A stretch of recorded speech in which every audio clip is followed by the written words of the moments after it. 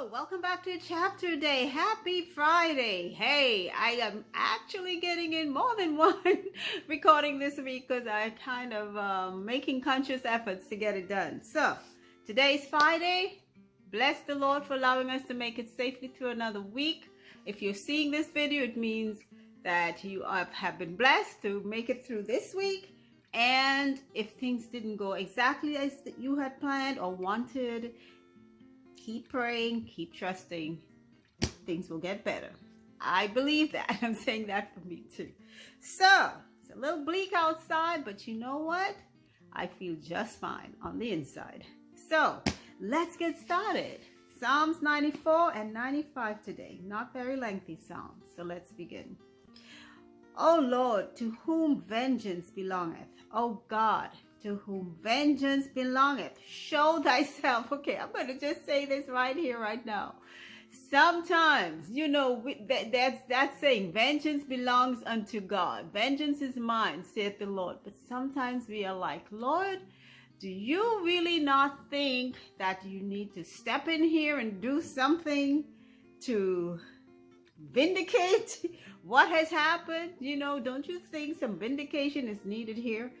And I can just imagine, I don't know, they don't say who wrote this song, but I can tell you it's for someone who felt like they were not getting their just deserve. Their justice was not being served. And we've all been there. Okay. Verse 2, lift up thyself, thou judge of the earth. Render a reward to the proud.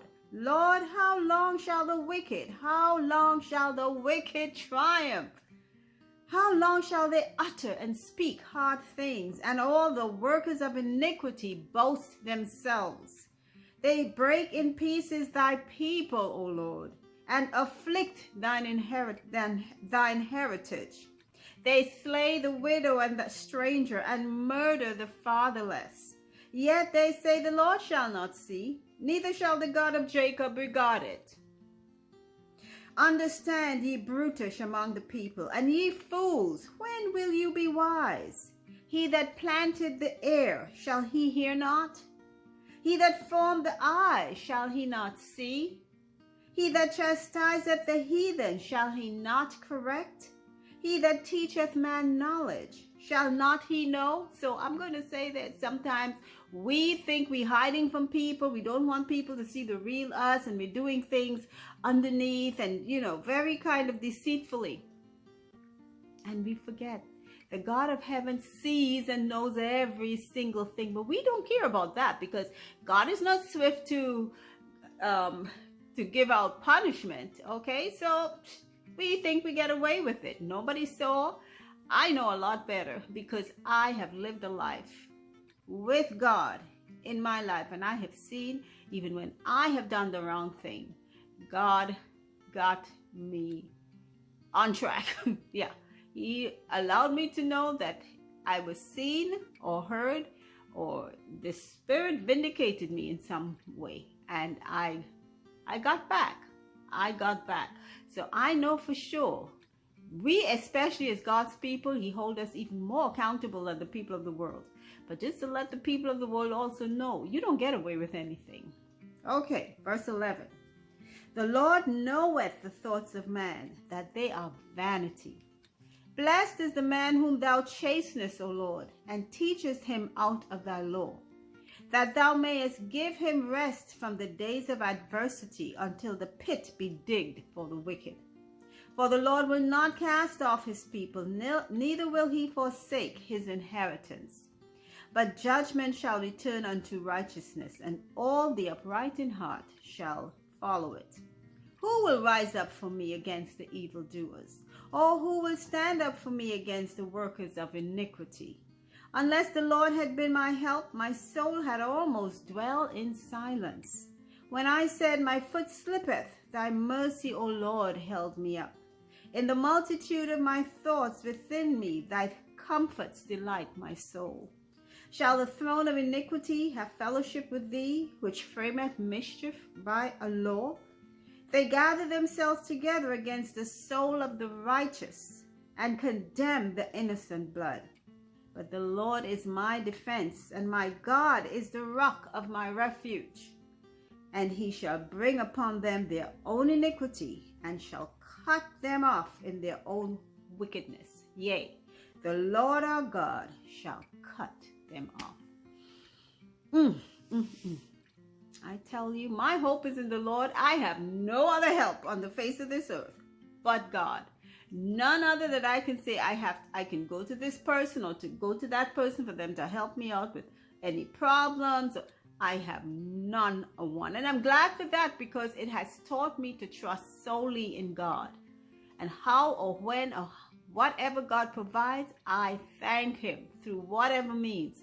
God will take care of me. And that's how I want to continue living my life, depending on God and God alone. And some people don't like to hear you say that. They like to think they had something to do with your prosperity and your progress. If God used them and it came through them, then I guess they can take that prop. But for me, I know it's through God and God alone. And God is my deliverer, my help, and my strength. Bless the Lord. So that's the end of Psalms 94. I'm going to go right into Psalms 95. Oh, come, let us sing unto the Lord. Let us make a joyful noise to the rock of our salvation. Let us come before his presence with thanksgiving, and make a joyful noise unto him with psalms. For the Lord is a great God and a great King above all gods. In his hand are the deep places of the earth. The strength of the hills is his also. The sea is his, and he made it, and his hands formed the dry land. Oh, come, let us worship and bow down. Let us kneel before the Lord our Maker. For he is our God, and we are the people of his pasture, and the sheep of his hand. Today, if you will hear his voice, harden not your heart, as in the provocation, and as in the day of temptation in the wilderness, when your fathers tempted me, proved me, and saw my work. 40 years long was I grieved with this generation, and said, it is a people that do err in their heart, and they have not known my ways. Unto whom I swear in my wrath, that they should not enter into my rest. So I think this is going back to even when the children of Israel came out of Egypt, and the times that they, oh my gosh, tempted God and tried his hand.